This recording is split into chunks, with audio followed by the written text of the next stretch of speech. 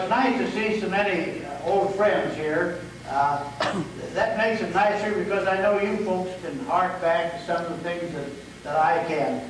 I went into an office in Cedar Rapids that I hadn't been to for quite a while, and I knew all the girls in the office quite well, and so I went in, and what I meant to say was it's good to see so many old friends here. But I made the mistake. I said it's good to see so many old faces here tonight. But I guess everybody makes a malaprop once in a while. You know, they tell the one on Jerry Ford. He was trying to emphasize something one time, and he said, why, if Abraham Lincoln were alive today and knew about this, he'd turn over in his grave.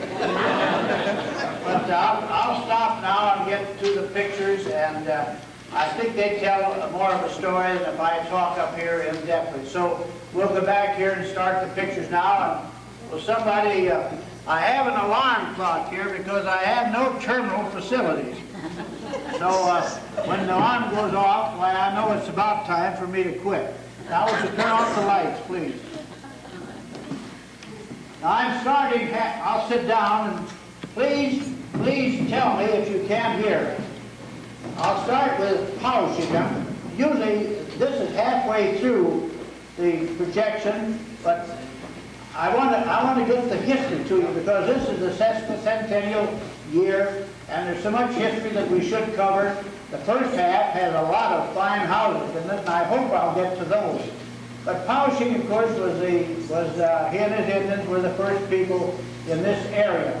And how they owned this land. How did we get it? Well, that's an interesting story because there were three. Johnson County is different than any other county of the state. In that there were three Indian sections of land before we got all of Johnson County. The first one was in 1832, the Black Hawk Purchase. 30 Indian chiefs, including Powashik here, met down at Davenport on the banks of the Mississippi River, and they made this treaty, and it was 50 miles in from the Mississippi River and all the way from the Missouri border to the upper Iowa River. And for that land, they gave the Indians $20,000 in specie. Now, specie is coin money, not paper money. $20,000 in coin money every year for 30 years. They paid the $50,000 in debt that the Indians had to the trading post down at Fort Armstrong.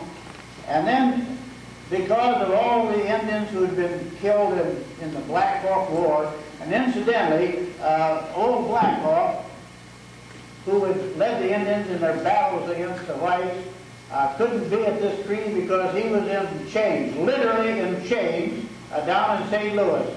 So they had the treaty, the Black Hawk Treaty, and because of all the husbands of these Black Hawk Indians that were killed, and the children whose fathers were killed, they gave to these people 35 barrels of pork, 20 barrels of beef, 15 bushels of salt, 50,000 bushels of corn.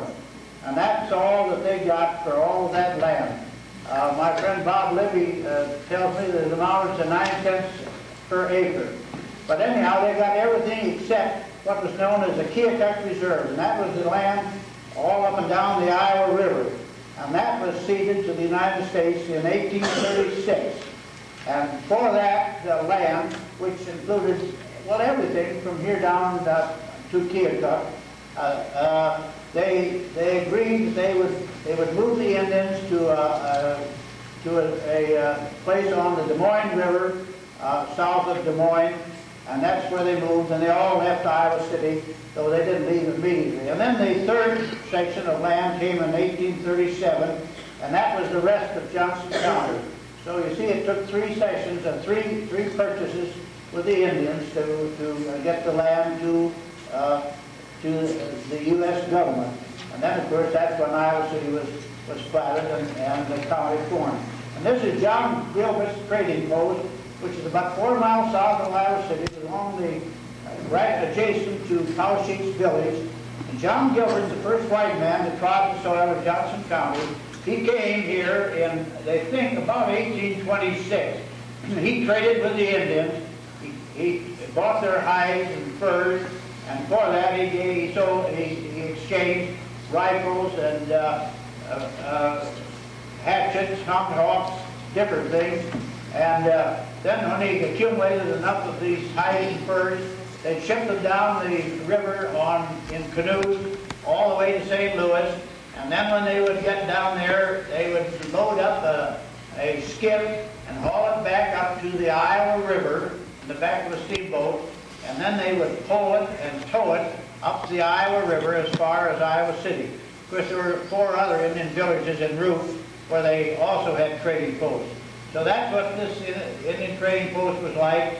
And it operated until John Gilbert died in 1838. He was buried just outside of this Indian trading post, and after a couple of years his friends thought that it wasn't right that he be buried there because that log cabin would be torn down in a short time, and so they moved his remains to Oakland Cemetery. They put a slab marking, a wooden slab marking his grave, intending later to put a stone marker. Well, in the meantime, they didn't get around to it right away. Vandals went through the cemetery, tore up the marker. So today, the first white man who trod the soil of Johnson County, John Gilbert, lies in an unmarked grave in Oakland Cemetery. But remember, the longest street in Iowa City, Gilbert Street, is named after him. And this is the first courthouse, also at Napoleon. It's about 1.5 miles south of Iowa City, just on the other side of the road from this McAllister Showers house. That house is still there. It was built in 1864, the front part.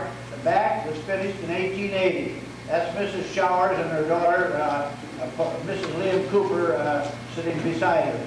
That's a beautiful place. Next time you go down the Sand Road, it is Gilbert Street. Look off to the left, to the east, up on that bluff, and you'll see this beautiful house with the lovely cornices and gables.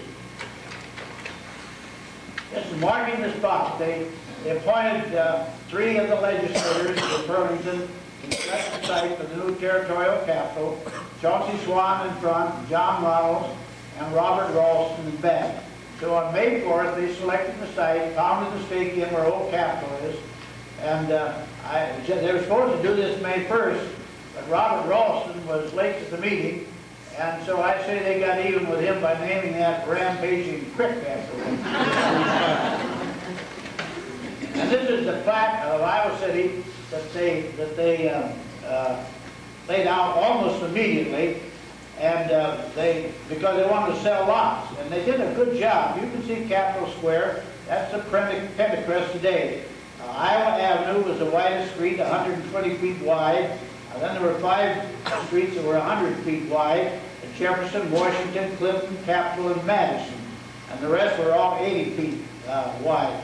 And they gave them good names: Washington, Clinton, Van Buren, Dubuque, names that mean something. So often nowadays they name something Oakwood or Pine Street. Doesn't have any particular significance, but they did a good job of naming the streets. Well, then they plotted the city into lots. There were 2,000 stakes founded in Iowa City and 50 posts. And so then they wanted to auction the lots off. And of course, a lot of people were coming in town. There was only the one hotel up on the southwest corner of Gilbert and Brown Street. And so they built another hotel right where you're sitting now. And that was called the Lean Back Hall. And the Lean Back Hall had 4 rooms: the office, the bar, the dining room, the kitchen, and 5 rooms and 1 bedroom. The bedroom would accommodate 64 men sleeping on the bare ground. And if there was no full crowd, they leaned against the wall, and that's why they called it the Lean Back Hall.